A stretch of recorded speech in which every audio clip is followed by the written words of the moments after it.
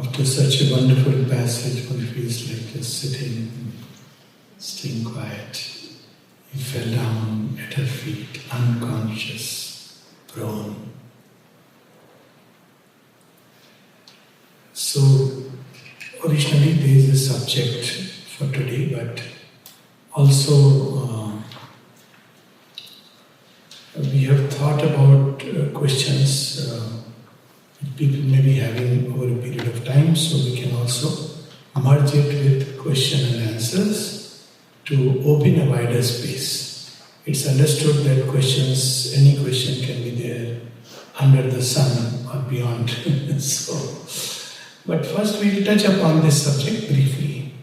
It's an interesting and important subject and a most difficult one, harmony. Regarding collective harmony, the mother gave a one-line reply, only the divine can realize it. But in this there is a clue also. Sri Aurobindo gives another clue, same clue but in a different way. When Nalinda asked him how to create harmony, and he says, union in the mother. Very powerful. Harmony is an instinctive need of human nature. And the more we develop, the more this need becomes prominent. One of the signs of a sattvic nature is that it seeks for harmony. This how development proceeds. And the different ways people have tried to create harmony. One is where they do it by force of external law and rule. But that is order, that is not harmony. So, rational societies try to create it by rule and order. That's, at best, can run for some time. Sri Aurobindo speaks of it in sattvic societies, which once were there, and there was order, but it breaks down because harmony is something which is much more internal, intrinsic. It allows for any amount of variation. This is one of the challenges, unity in diversity and not unity as uniformity. Then there are Rajasic societies which try to create harmony by some common interest through which people organize, come together, and then they are left free for their own life, whatever they want to do. And then there are Tamasic societies which try to create harmony by flattening everything. Everything is same, everything is equal. I'm not dwelling upon all this because this is a whole subject in its own right. Sri Aurobindo describes all this in, and each has its own problems, challenges, but let's come straight to the subject. And Sri Aurobindo gives a first clue. All this he describes in Jagannath, Rath, the chariot of Jagannath. He says ancient Indian societies were like sattvic societies and modern Western society is like a Rajasic society. And of course the modern Indian society is like a Tamasic society. It refuses to move, refuses to change. And then he speaks about chariot of Jagannath, which is the image of how to realize the dream of mankind of unity, fraternity, liberty, all these together. When we stress on liberty, it is often at the expense of equality. If we stress on equality, it is often at the expense of liberty. So liberty, equality, freedom, unity, these are the four wheels of the chariot. He says this is a dream, it has not been realized so far. And at the center of it is Jagannath, the Lord of the world. We read about the world soul. So it's a very interesting image to keep in mind. And for, I don't see my Bengali friend who was very happy to hear Bengali from me. So let me quote one of Tagore's poem about Jagannath Rath and why harmony tends to break. There you come, yes. Very kindly, because I am going to quote something from Tagore in Bengali. Please.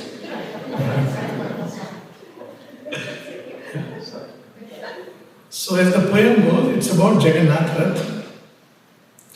See, it's an annual Rath Yatra in which the chariot of Jagannath, the Lord of the world, he goes from his mother's house to his Mausi. What is Mausi? The maternal aunt's house. And as he goes, the king and the commoners and the menial, they're all pulling the chariot. Everybody. It's like God stepping out into the world. Normally you go to visit. Now is God stepping into the world. And everybody is falling on the, road to do pranam. Everybody is trying to have a glimpse. So as people fall to do pranam on the road, Tagore writes, Path bhave ami dev, Rath bhave ami dev, Deva bhave ami dev, hase antaryami. The road thinks I am God because they are bowing to me. And the chariot thinks I am God, they are bowing to me. And the idol thinks I am God, they are bowing to me. And the indwelling universal in every heart is having a good laugh. So the secret of harmony in the truest sense, deepest sense, cannot be established until we discover the one divine self, which is one as well as universal. This is the Satyug. What is Satyug? When there is no external rule, no external law. In Satyug, everybody acts according to the truth as it manifests in their own heart. Now this too, we have an imitation of that. Do as you feel like. It's not that. It's the truth, the Dharma manifesting in the heart. When that happens, there is Satyug, the age of gold. And then in Treta, it is the king who must hold the truth. And in Dwapar, there is rules, regulations, codification. And in Kali, there is a complete breakdown for a new Satyug to emerge. So the secret is to discover the divine presence within. And this is very beautifully described, how to create harmony. But this is not easy. When Mother was asked about Gnostic society, she says, forget about it, first become a Gnostic individual. You talk about Gnostic society, and not even first we must discover the Gnostic being, the Gnostic individual. Then only we can talk about Gnostic society. Otherwise we'll just be, again building things without really having any sense. So first step is to discover the divine presence within. If we want to really build harmony, it cannot be built on the basis of a civilization valuing only the ego self and the desire self. That becomes the Sattvic and trying to run Rajasic societies. You cannot do it on that basis. But it's difficult. It's not easy. So what do we do till then? That's the question. At least to me that had been a question, that it's not easy to discover the divine presence. Few individuals here and there find, and they naturally understand things. And how do they understand things? Krishna is surely one with the divine self, and there is Kurukshetra. So what really it means, and there is the verse that the line that's flashed into my mind, and Shuddha speaks about it, how people should gather around. Of course, there is a similar sloka in the Rig Veda, Sangha Chatvam Sangmanatvam Sango Manasi Janata. Around the central fire of aspiration. Buddha puts it in a very beautiful way. Shuddha puts it in something similar, but with of course change of little words. Since Buddha is rather well known, so he speaks of the community. What does he say? Buddham Sharanam Gacchami, Sangham Sharanam Gacchami, Dharmam Sharanam Gacchami.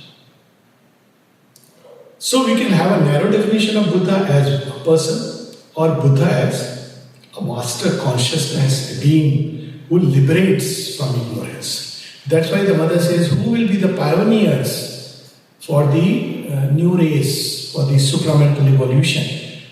And this is a very interesting because it's written in Parishad in Human Cycle. The mother has also written it in her own works. You'll find it in both. Says, who will be the pioneer? Therefore, the people The individuals will be the pioneers, will be those who will stress only on the spiritual evolution, leaving the rest to work itself out.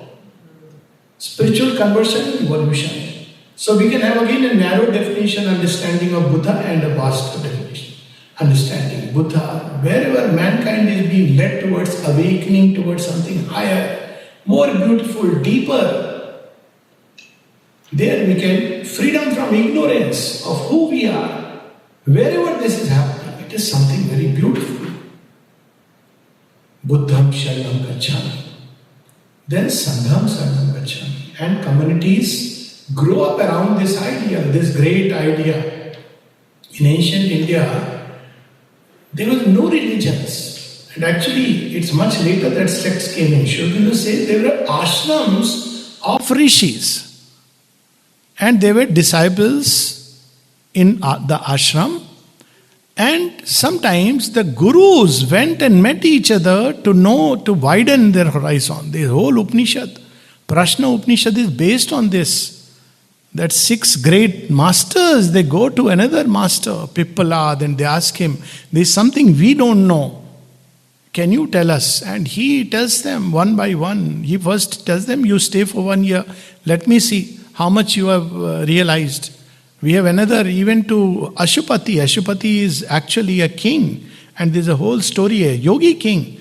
That meant some of these masters, I am forgetting their names, probably Uddalak is one of them, or a couple of them who are known masters. They go to him. They say, we are masters in our own right, but there is something we don't know. Vaishwanar, what is that fire that has built the worlds? We don't know the secret, because that secret is known only to the yogi who has lived in the world. So they go to Ashupati, and Ashupati tells them, rest for today, tomorrow I'll tell you. And next day he asks them, what have you discovered? And each one describes his discovery, and Ashupati extends it a little more and takes it there, just as Sri Aurobindo does. Without cancelling, negating, he takes it like, okay, yes, individuality is important, but what is individuality? It is not the ego individuality. He takes it deeper, psychic beings individuality. Freedom is important, but what is freedom? It's not freedom about licentiousness, doing whatever you feel like. It is the true freedom of the spirit. So he's not negating, but taking it to its depth. Equality is important, but equality is not blurring of distinctions. Unity is important, but unity is not uniformity, but unity in diversity. So Ashupati takes each one's discovery to the next level. So we have, the next step is Sangham. Sangham is a group of people who have united around a common uplifting ideal. If we have to have an ideal, because we have all kinds of ideals today, everything has been corrupted. That's the whole problem. The ideal of freedom has been corrupted. Uplifting ideal. Those who believe in the spiritual conversion of mankind, they don't care about fighting against this religion, that religion. It's irrelevant actually. Mankind has to evolve beyond religions and beyond ideologies. So, or if a religion evolves, wonderful. Because in every religion the core is spiritual. So, Sangham. So in here, around a common uplifting ideal. This is a Sangham where we have come together. But again, in Sangham, people will have their own different things and ways, views. So the next is Dharmam Sharanam Gacchami. We may have different beliefs, different ways of life, fine, but Dharmam, this was so important. That's why core is Dharma. If you remove Dharma from the core, whatever action, karma is there, it will not be aligned to the right. It is, Dharma is core, and Dharma is not morality and ethics, though morality and ethics derives from it. Like when we say that, you should good to others, be good to neighbors. Why? Because core of Dharma is that everybody has the same divine presence. So one must be good. Ahimsa, it derives from that core dharma, that everybody carries the divine presence.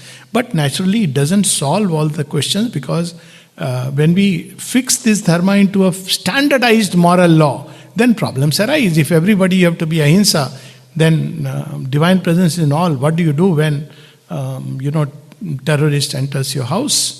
Or why your house? You are strong and capable and you see something which is unjust happening in the world. Should you just say it is the divine who is? That's why to understand dharma was so important.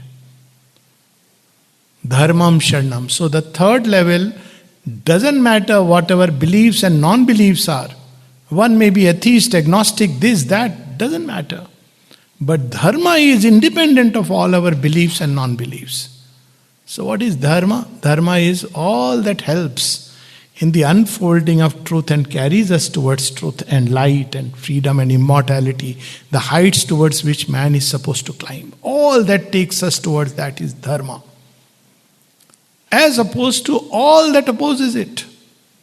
For example, an extremely selfish life, a civilization which thrives on meanness and selfishness, is bound to one day or the other destroy itself. Why? Because it's built on adharma. Whatever we may do, because that's not dharma. Whereas crass ambition, whereas another civilization or a group of people or an individual who lives not just for himself. That's why the Gita says, what is a liberated person's actions? Why does he act? He doesn't have desires, so why will he act? His base is not desire but dharma. So how does he act according to dharma? Does he go preaching? Does he go and do the traditional rituals? He says no. That Shri Krishna has in the beginning itself removed. So he says, Sarva Bhuta Hite Rata. It's a very wide principle of action. He is ever engaged in doing good to people, to humanity, to its creatures, without any selfish considerations. That is dharma. So wherever there is dharma, that's how it is said, wherever there is dharma, there is Krishna, and wherever there is Krishna, there is Vijay. Yatha dharmo tatha Krishna, yatha Krishna tato Vijay. See, these are so profound. So harmony, if one discovered the divine presence, this is perfect. So basically, a community which wants to grow in harmony should be basically dedicated to discovering the divine presence. And wherever we see, like in the ashram, Sri Aurobindo gave, and the mother gave a very wide leeway to everyone. But if he found somebody is extremely disturbing the community, then that time they would ask that please leave the ashram because this is not the place. Why? Because it's dedicated around discovering the divine presence. That is the secret. Then, if not Sangham, Sangham is held together not by the individual personality of the teacher, which is what first layer, second layer is the teachings, the great teachings. Sangham is held by the scripture, the teaching around which people harmonize themselves. So everything is fine, but the teaching, and the teaching again can be, as I said, very dogmatically understood or in its widest sense understood. And if we don't want to have both of these, then at least dharma. Dharma is universal, Sanatan Dharma. Dharma is in this whole creation, it is embedded in each atom of existence. That's why the atom unfolds in a certain way. That's why a seed grows into the tree it is intended to grow. So dharma is so important because the other two may be difficult, but at least dharma. And dharma is all that lifts us towards the height, towards the sublime, towards the beautiful, towards the good. Satyam, Shivam, Sundaram. There is a very secular understanding of dharma. Satyam, Shivam, Sundaram. So that's dharma. And opposed to it is adharma. That which not only deviates from dharma, opposes dharma. So the question arises, can we harmonize with adharma? You can have this situation in society. They are facing this challenge everywhere. So can we do it? Well, we can try. Rama tried till the last minute. Ravan, you are on the path of adharma. Change your ways. It didn't work out. Why? Because behind the forces of adharma, they are very dark beings, asuric beings. We don't even have an idea, falsehood, how it operates. Then let's not talk about them because let's talk about divine. So Rama tried as an avatar, didn't work out. Buddha tried as an avatar, and the mother says even during his lifetime they were, it had turned into a religion, Mahayana and Hindyan, who started opposing each other. And of course, Theravada Buddhism and all that came, and not going into its history. Then Krishna tried till the last minute. He tells Duryodhan, just give 5 villages. I am not asking more. Pandav will be very happy. I wish I could recite those wonderful lines which are from the great poet Ramdhari Singh Dinkar. It's in Hindi. Maybe just 2 minutes I'll take. Let me recite. Shri Krishna goes and tells Duryodhan, just give 5 villages. He says, not even 5 needles of space I'll give. So one poet has captured this very beautifully. He says, Duryodhan, I can't translate, but some of us I think understand Hindi. We can enjoy it. Duryodhan यह भी दे न सका, आशीष समाज की ले न सका, हरि ने तब यूं हुंकार किया, अपना स्वरूप विस्तार किया. Then the Lord manifested in his resplendent form. We see in the Gita that form. Hari ने तब यूं हुंकार किया, अपना स्वरूप विस्तार किया. डगमग दिग्गज डोले, भगवान कुपित होकर बोले. Diggaj, all the powers that hold the quarters, they were shaken when the divine afflatus goes forth. And then the Lord spoke. What did he say? यह देख अनल मुझ में लय है, यह देख पवन मुझ में लय है, यह देख गगन मुझ में लय है. See all the elements, they find refuge in me and from me they emerge. All that is required is for me to just withdraw my will for a moment and this whole creation will collapse. And then after that grand vision at the end he tells Duryodhan, वीरों से पटी हुई भू है, यह देख यहाँ किसमें तू है. I am showing you the grand vision where all the dead are lying on the ground. You search where your corpse is lying. He shows that vision. Sri Aurobindo speaks of it in a different way, in a vision of science. So adharma is destined to collapse. Sri Aurobindo tried it. Sri Aurobindo tried it. What happened to Hitler and all this? So when we speak about harmony, harmony needs the divine center. It needs a center around which we can harmonize.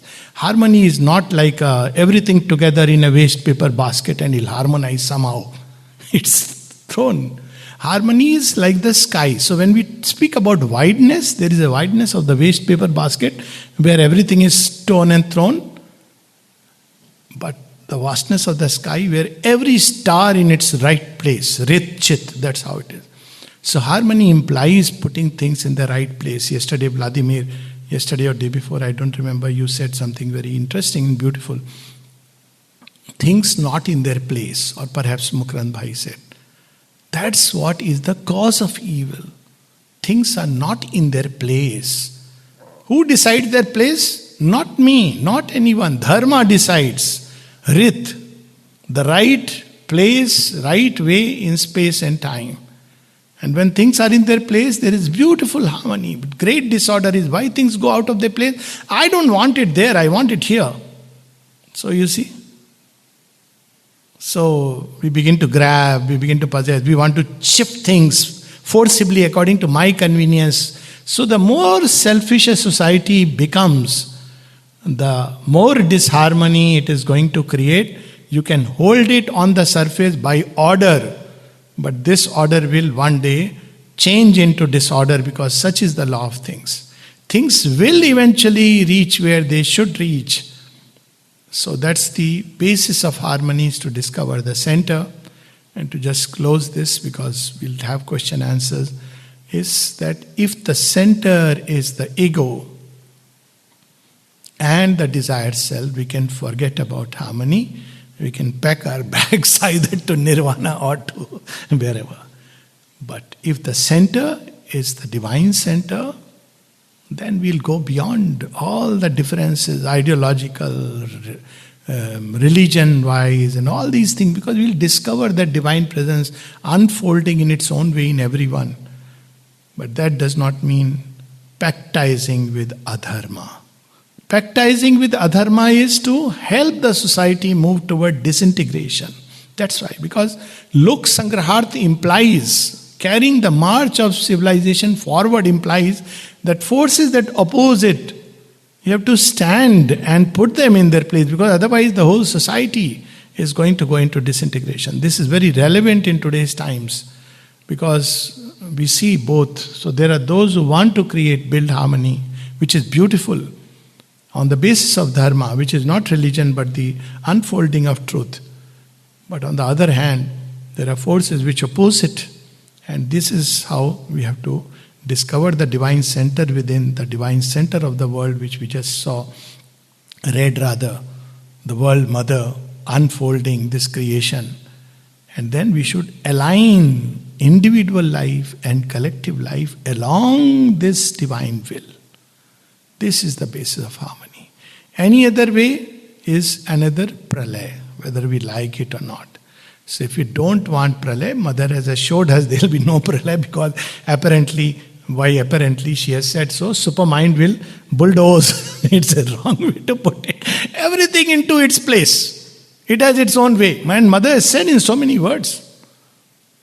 She said, my child, it is truth consciousness. It's not going to act on the basis of our personal life's dislike. It is truth consciousness. It will force itself. That's why so much delay in bringing it down to earth, because it can pulverize if it's something enormous, tremendous. It's divine omnipotence and omniscience. The safety of mankind, the one safety of mankind is to align itself with the divine will. And divine will in its new unfolding, because the other challenge of harmony is when something new enters the house. This is the other part which in Sri Aurobindo's yoga we face. So it's like, when a man is alone and he gets married or she gets married, then you see harmony, challenge to harmony comes. And then when you have a child, another challenge. A new person has come, member has come. So they have to change a lot, otherwise you can't help it. So similarly, now you see, when this new thing comes, it becomes the center. And then things have to grow. So similarly, when a new element is introduced into creation, it meets resistance from the old world order, which was relevant at one point of time but is no more relevant today, or rather it has to now align itself to this new element. That's precisely what Mother said. In the eternity of becoming, each avatar is the forerunner of a more perfect future realization. But men have a tendency to deify the avatar of the past in opposition to the avatar of the future. Now that Sri Aurobindo has come, his message meets the same resistance as of those who preceded him. And yet, tomorrow will prove the truth of his teachings and his work will be done. So now we have a new element, the supramental.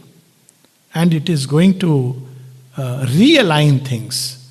And it will meet the resistance from the old world order, which was relevant at some point of time. It had its place, everything in the evolution. A child at 2 hits his mama and says, Mama, you are cruel, I don't like you, is okay. But the child at 20 does it, then you say something has gone wrong with you. So there was a reason why the old order had religion, ideology, philosophy, all these things were there as part of the old world order. Now it is spiritual and the supramental, something greater, higher, vaster.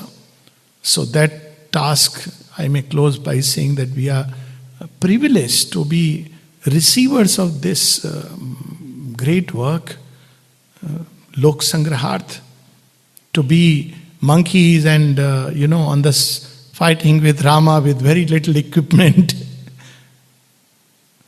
And this is a great privilege. And so we have to have that prayer of the Mother.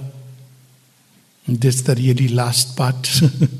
Make of us. This is a prayer which students are supposed to learn in the ashram school. Make of us the hero warriors we aspire to become. May we fight successfully the great battle of the future. That is to be born against the past that seeks to endure, so that we may be ready to receive the new things and manifest them. So harmony is a constantly evolving process. Harmony is not, okay, say whatever I want to have harmony, so it's all right. That leads to adharma and disintegration. Truth is truth and not falsehood. Satyameva jayate nanritam.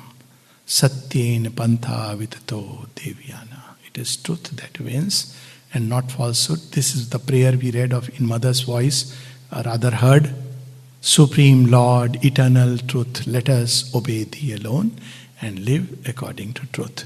Okay, this is just the harmony part, and now we can have questions of any kind from anywhere, maybe.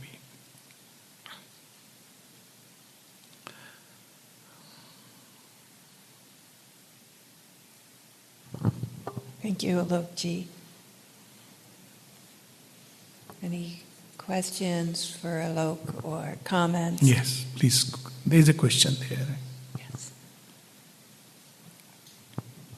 Thank you so much, Alokji.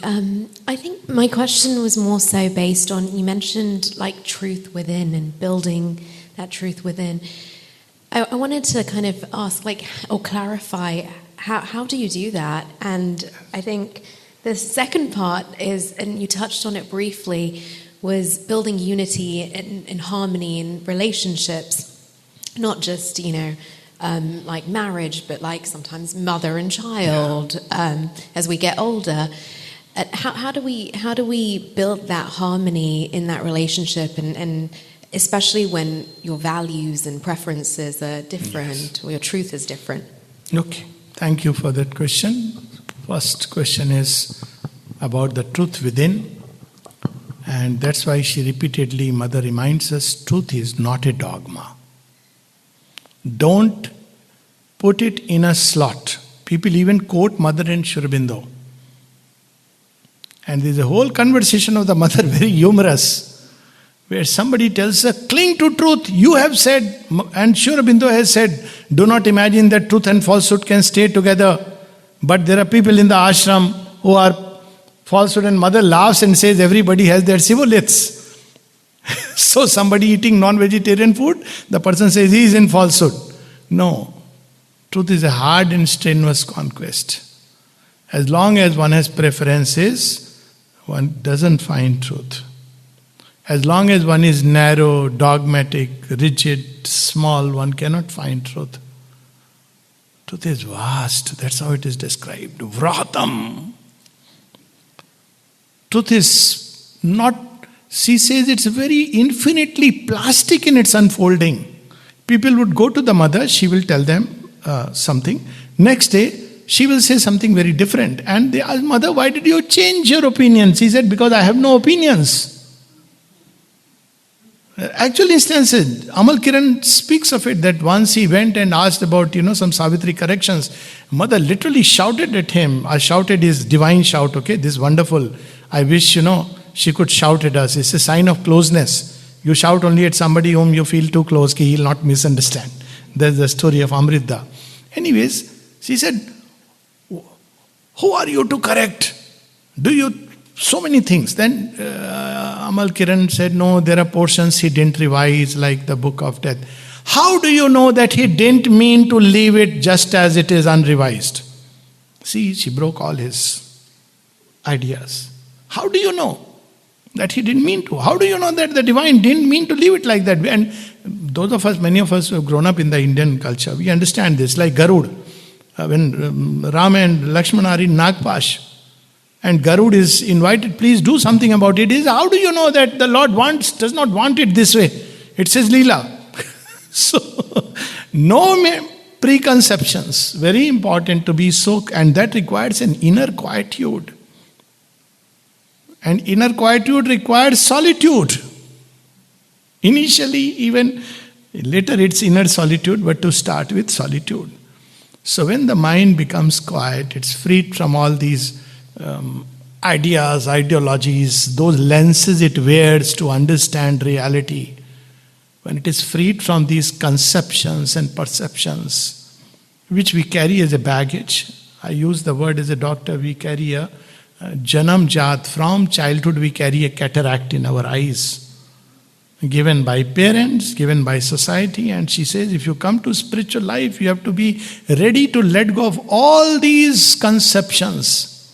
Mental, moral, religious, all these. Very difficult. They have been our navigating points at some point. Yes, they are useful if one is not in search of truth. They have their place. That's what we see with Arjun, his dilemma. As you said, relatives, my fellows, you are asking me to fight here. So all moral, mental conceptions collapse.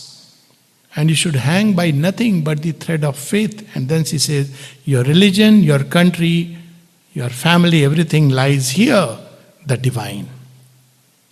Everything then reorganizes itself. So first is that quest. And that quest should not stop with, we want the divine to, we pick up those things which seem to justify our standpoints. And quietly ignore all that does not seem to justify our standpoint. That's why the mother says, be careful, read everything that Sri Aurobindo and the mother have said. Then you will understand the general drift what they are trying to say. Even today morning I had a little discussion with somebody who's, you pick up one sentence and you start, but there is equally opposite things. For instance, at one place, Sri Aurobindo says, I do not believe in propaganda except for politics and patent medicine. Now somebody had handed me over this once, not me, the person used to hand over to everybody. So I said, Sri Aurobindo has written something else also. What is it? I said, Sri Aurobindo writes that even a thing like propaganda can become part of our work if it is done with the right attitude. So, you see, it's just the opposite. So it requires a great degree of wideness. Truth acts in a very plastic way to complete that story. So after some time, again, when this was, I think, 54 edition, then 72, then Amal Kiran goes and says, Mother, my thing is that I agree that everything Sri Aurobindo has written is correct, but some people, there are things which he may have had oversight. First time he said there's something he had told, to which mother responded. But there are passages which there may have been a typological errors. He was dictating, somebody was noting it down, and that way he explained. Mother simply smiled and said, yes, go ahead. So Champaklalji speaks of something very similar. He says there was a time when mother would not like artificial flowers. Like is our human language. So when somebody came and gave artificial flowers, she would just put it aside. And then Champaklalji says after a few, maybe a decade or couple of decades, when people brought artificial flowers, he would admire them and keep it. What was she admiring? The beauty. See, those artificial flowers were so strange. And he says, if I had gone out of the ashram at that point of time, I would develop this idea that artificial flowers are not good. You're not supposed to keep them. So yes, one has to draw preferences to discover truth and be ready to face all the oppositions, which includes misunderstandings. Why not? See, Meera was not understood. She was even thrown out of the palace because she didn't understand. Nobody understood what she is going on inside. She tried to communicate, but who could understand? She came from a different background. The husband was Shakta, and they would... But she was... Main to saavre ke rang raji. So it is a difficult conquest. And one should be armed with lot of patience, courage, because you have to undo, demolish your own construction. See how when mother goes to Sri Aurobindo, sits at the feet, all that cosmic philosophy, all that, she says, all that demolished. So, first step is to be free from all these conceptions, etc. That she says about psychic being discovery itself, individual truth. That you have to be in search of something which is independent of your circumstances of birth, your country in which you are, your social environment, all these things. This is first part. Then one day you discover it. And then the discovery is beautiful. It changes you. It's not something which is saying, do this, don't do this. It unfolds itself beautifully. The second part of the question is about relations. First thing, relatives are relatives. Don't make them absolute. Okay? So...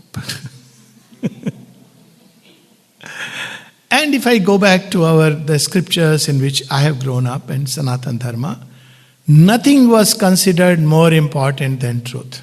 I'll give you examples. So there is the example of Nachiketa. 9-year-old boy.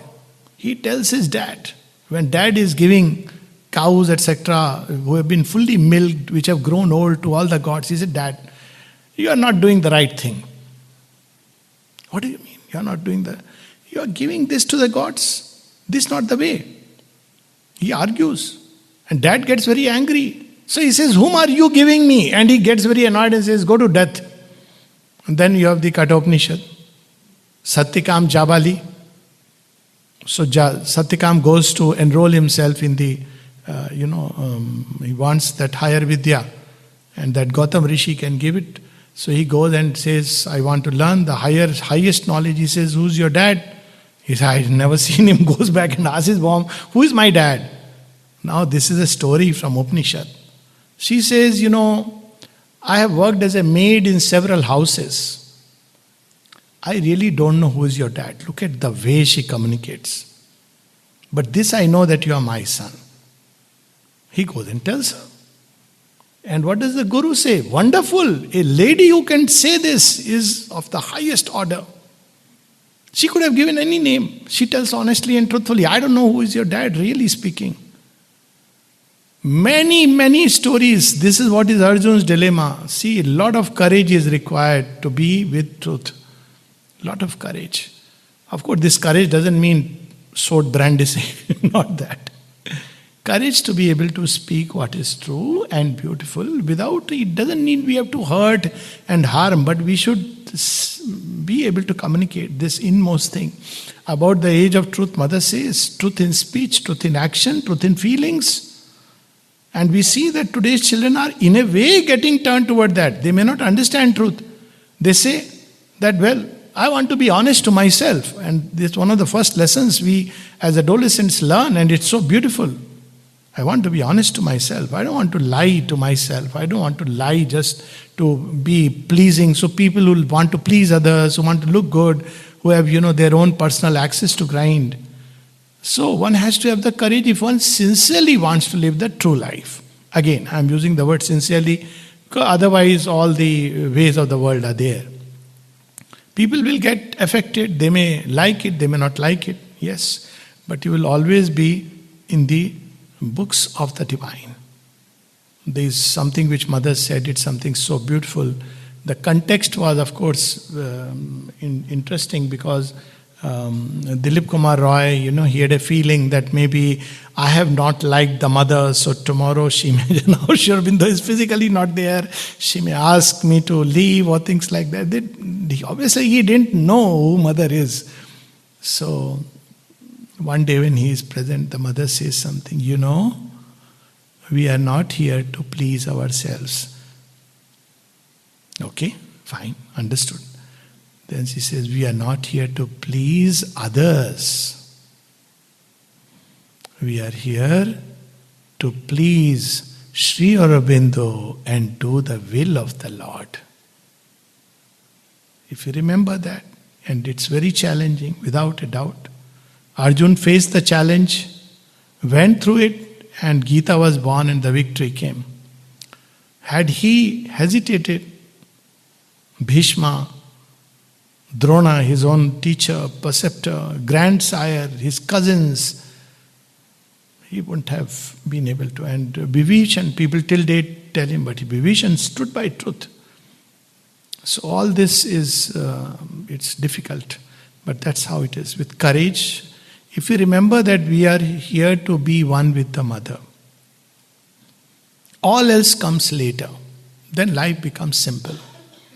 People may think this way, that anyways people think everybody is crazy except themselves. You can't. You see, Sri Ramakrishna Paramahans, when he was told that, everybody calls that you are dharma pagal, you are mad in religion. So he says everybody is pagal. Some are pagal after money, Kamini Kanchan, I am pagal after dharma. What difference? Everybody is mad, some are mad after lust and wealth, I am mad after God. So it's okay, people will say, so one has to be very clear about that. You may be liked, disliked. Don't try, we should not try to become popular. We should try to be only in what the divine will wants us to be. All great mystics have said this. This is not something new.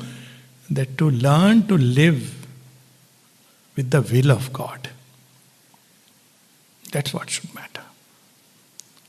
And in the end, a very practical advice. I'll just take that. You see, in Indian customs, some things are very interesting. They are everywhere, but you have something very beautiful here about husband-wife. So you take 7 rounds, no? Whose round you take? Fire. Center is what? Fire. What is fire? Aspiration, progress, divine will. That is fire. What happens after marriage? Husband says, I am at the center. Or the in-laws may say, I am at the center. What will happen? You cannot. This is fire. Seat of fire is fire. Keep that at the center. Even husband-wife, human relations. Center should be divine will as we perceive it. Rest is okay. There is life to offer everything and unite around everything wonderful. But at the center, Mother gives the secret, it goes as on marriage, but it's not on marriage. It's about 2 people who stay together. She says, unite at different levels, that's perfect. But she says, the secret of a lasting union, at the center there is this fire which burns at the apex of the world and in the heart. To walk the same path to the same goal, hand in hand at the same pace, this is the secret of a lasting union. Put the fire in the center, everything will be fine. Try to be in the center, you will burn badly. That's the ego. And we don't need to change others. If others are doing it, it's their problem. But we should try to align to the divine will. Okay. Yeah. Yes. This.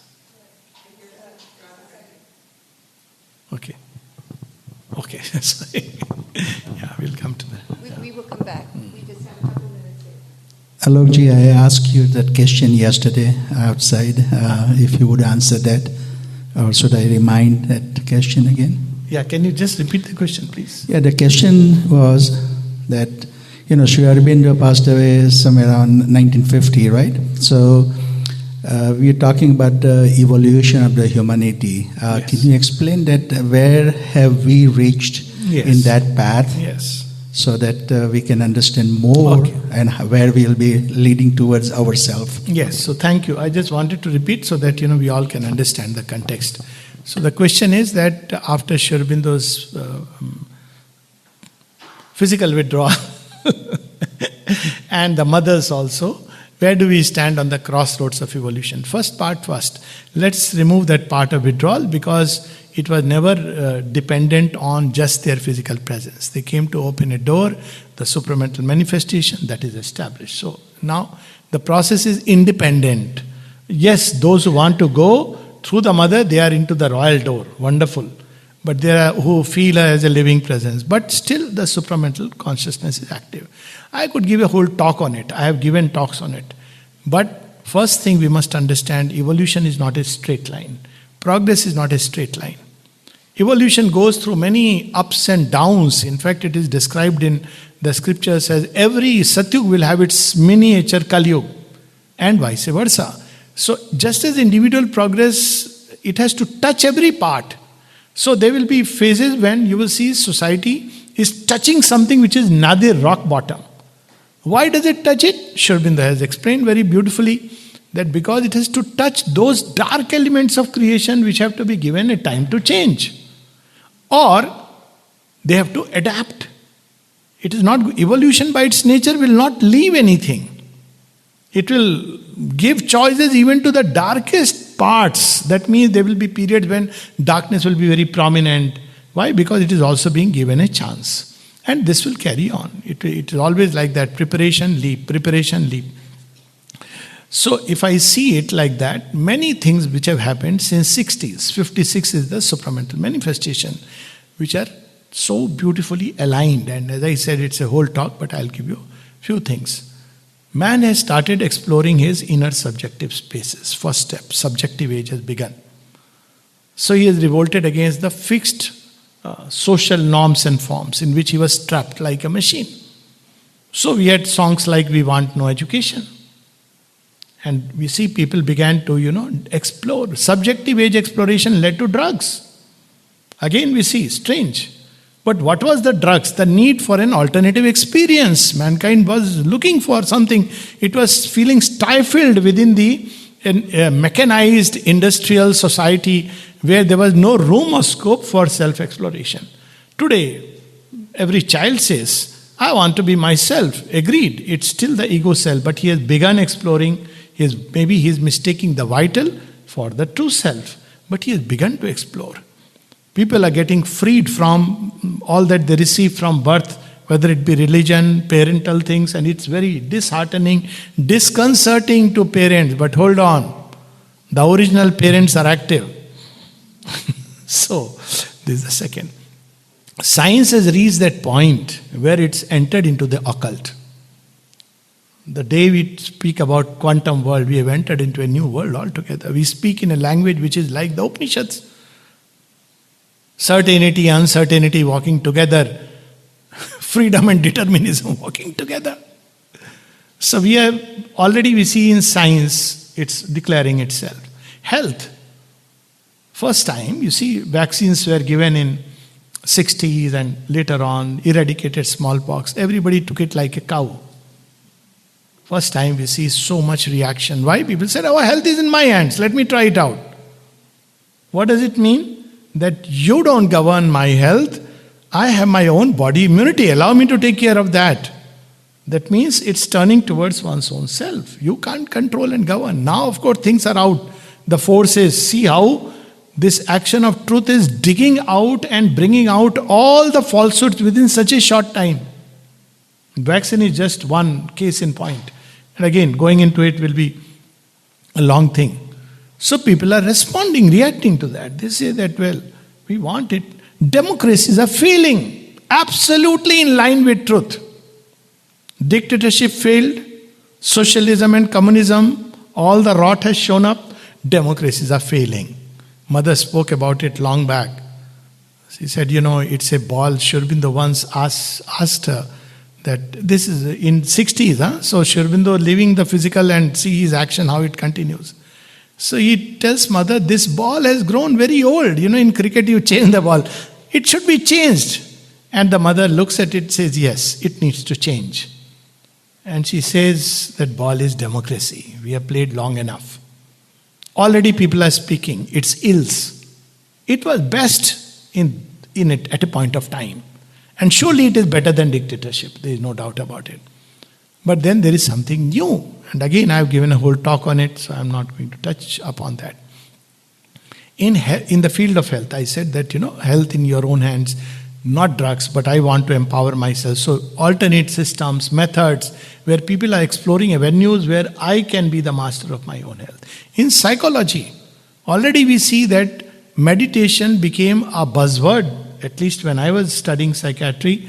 So suddenly the only page that attracted me was meditation helps, says the yogi, and the scientists are listening. I'm not going into TM and all that now, but it's become it's become cool to have a guru and to have people are very happy. Okay, so he has a guru. Otherwise, sometime back, you admire somebody, you have a guru and you are going for a retreat. Now it's cool to have a retreat and go there. There is an uprising of youth and women. So many women are sitting here 50 years back, 70 years back, anywhere in the world. I'm not talking, anywhere in the world. How women have, who made them feel? We think of human instruments, but it has happened. Youth, they are, whatever way they understand truth. But they are not going to listen to authority of the ego. That's what Mother said. Tell the ego your authority is gone. Schools, Mother long back gave the term, no school. Finally, she tried last school, future school. Finally, they asked one more school. She said, no school. That's the name of our school. Education should be Conterminous with life, just like what was Gurukul? It was organically growing. You went around, you saw things, you had a query, the teachers were there to answer you. Now people don't want to meet a teacher. They say all that information is with our AI. We don't want to meet you for this information. We want to meet you for wisdom. AI doesn't have wisdom, it has information. But I don't know what sense to make of this information. I want knowledge and I want wisdom. That's what a teacher is meant to become. So schools are undergoing a big change. I don't know about here. I'm sure it's happening here. It's happening in India in a very big way. Integral education. The word integral has come in. People are talking about it. People are talking about spiritual and religious, which many hardcore religious people are not very happy about. Even in India. They say, no, they are same. They are not same. So there is this word spiritual has come, evolution, all these things. So many yoga ashrams and meditation centers are sprawling. Someone was mentioning, Makarand Bhai, that there was one 9/11 and another 9/11 and 9/11 of Swami Vivekananda. We talk about that wonderful address. Do we know how he was treated? Nobody was ready to give him a place to speak. Why? Because, he is dressed in such a dress, who knows, With great difficulty, there were some sympathizers, and that's why I asked Julian, please write the history of yoga in America, because it's so important for people to connect. How he met with resistance and how there were people, their contribution, that he ultimately stood on the stage. And then he spoke, and he continues to speak, and his words reverberate in the minds of men. So that was Swami. Today, when a guru comes to America, even if he is not 1/10 of Swami Vivekananda, but if he has a saffron dress, he may look a little awkward, but he is welcomed. So you see, there is an opening towards new ideas, which is so important. People are already speaking about thoughts running a machine. Even hardcore atheists. Stephen Hawking, thought-driven machines. Why not Pushpak, thought-driven machine? Why not will-driven machine? So already many things have come and everything is helping. Let me put it like that. Even things which seem to oppose, it's helping. That's a vast subject. But many things are happening. And I could go on and on, which is very clearly an indication that a new age is not dawning, it has dawned. And where is the change taking place? In the heart of children. But if we are looking for change, that they are not going to the mandirs and the churches, then that's not the place. They are going to be abandoned. There are some very hardcore fundamentalists who are still holding on to it. They are going to collapse. The march of time will bring it down. So this is what I see, and so many other things I see. Everything that is happening, geopolitically I could give a whole talk on that. Everything that is happening is aligning things eventually towards this new consciousness. And we will see this, like this 14 years, people will be given choices. Then you will see another smooth phase. 14 years, 2014 to 2028. Then you will see for another 20 years or 25 years, there will be a smooth, means apparently nothing much will happen. Then again a crisis. And then again, people will be given choices. This may go on for 100, 200 years. What will happen then? Mother has spoken about it already. She says, then a time will come when those who have made the choices have said yes in their heart, they will be taken up into the new creation. Then there will be a layer of humanity which is not ready fully for the new creation, but will become a higher humanity which will become a stairway for evolution. Then there are people who are humanity which is very close to the animal kind. Eat, drink and be merry. Though animals do it in season, we do it out of season. This will collapse and this will get integrated with the animal world. And then the perverse section of humanity, she says it will collapse and disappear. It's an abortive attempt at being human. She has foreseen all this. She is not saying how. But when it happens, obviously it will be very disturbing to many who want, everything should be celebration. So, this battle of the future which is going on, its end is certain. Each one who is on the path is realizing it because they see within themselves how things change. And sooner or later we'll realize it in the level of countries, continents. She gave a message 52 years back. Men, countries, continents. The choice is imperative. Truth or the abyss. Okay, it's a very big subject. I have just compressed it, but I have a couple of talks on aroma on this subject in great length. Yes, somebody, I think here. Yeah. So, yeah.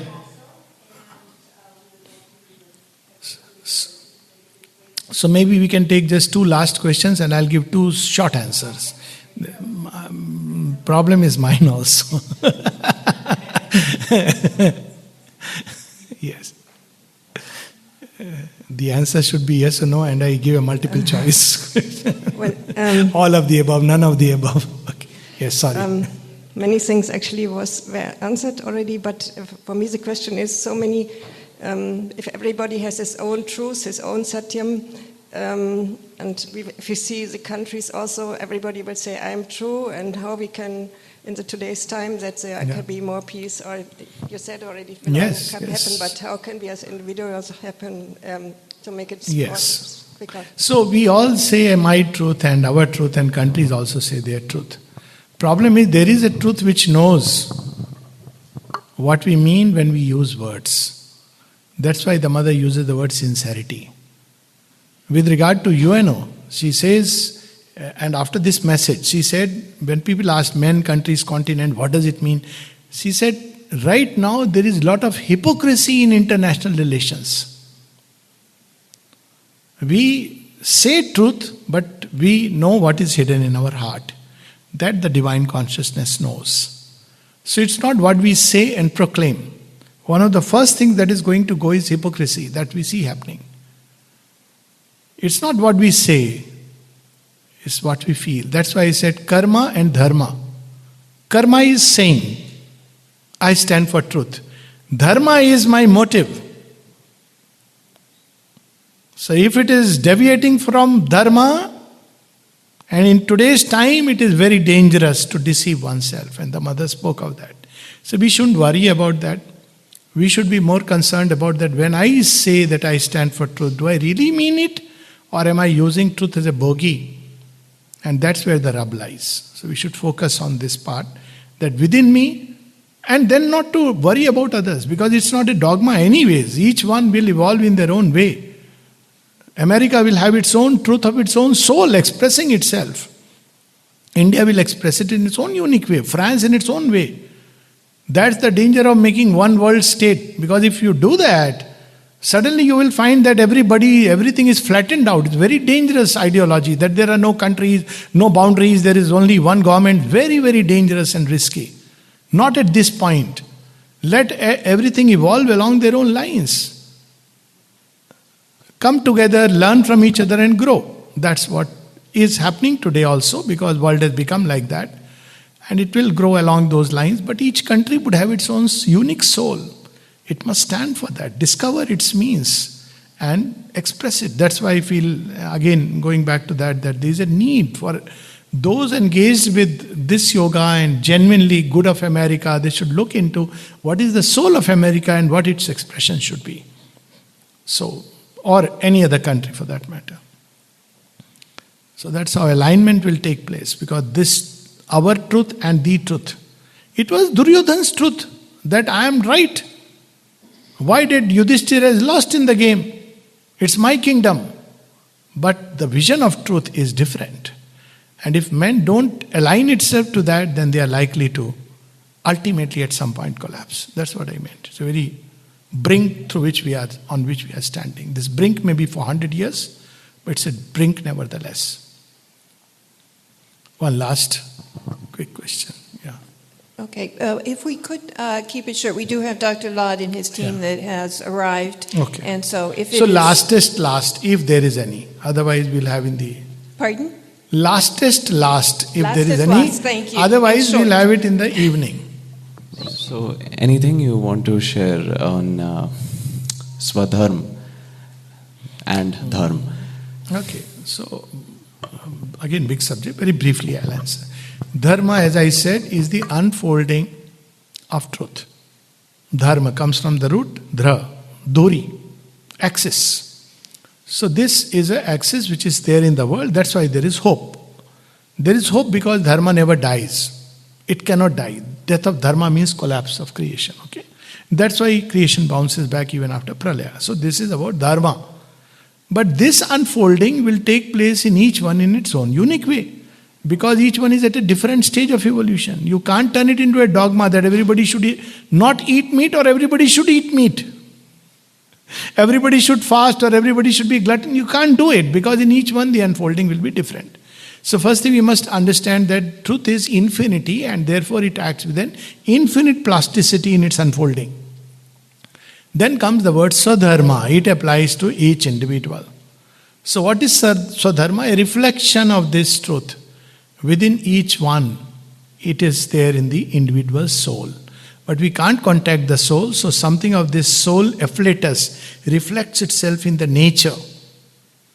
So the closer we go to the soul, the more we discover our own Swadharma. So originally it was intended in part of the fourfold order of society. It is the dharma of the seeker of knowledge to seek knowledge. He can't be running after wealth. It is the dharma of the Kshatriya to fight a battle for what is true and right, even if he dies in the process. Swadharmo nidhanam seya paradharmo bhyava.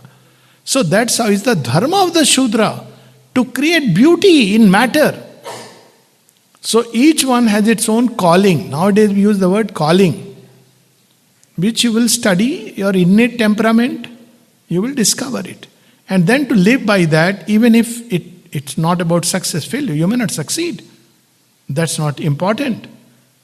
Swadharmo nidhanam shreya paradharmo bhyavaha. It's better to die following your own dharma, but an alien dharma, it's perdition, perishing. So this is how one has to understand it, and to discover your own Swadharma, you have to see deep inside.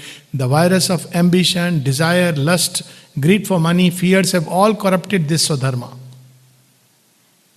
So one has to keep them aside and look, what is it that I am meant for? Ask every day, what is the purpose of my existence? What is this that I am supposed to contribute in this great yagya, Vishwa yagya? And she will guide us. The quieter we will become, she will guide us. Okay. Thank you so much. We'll take a break. Thank you.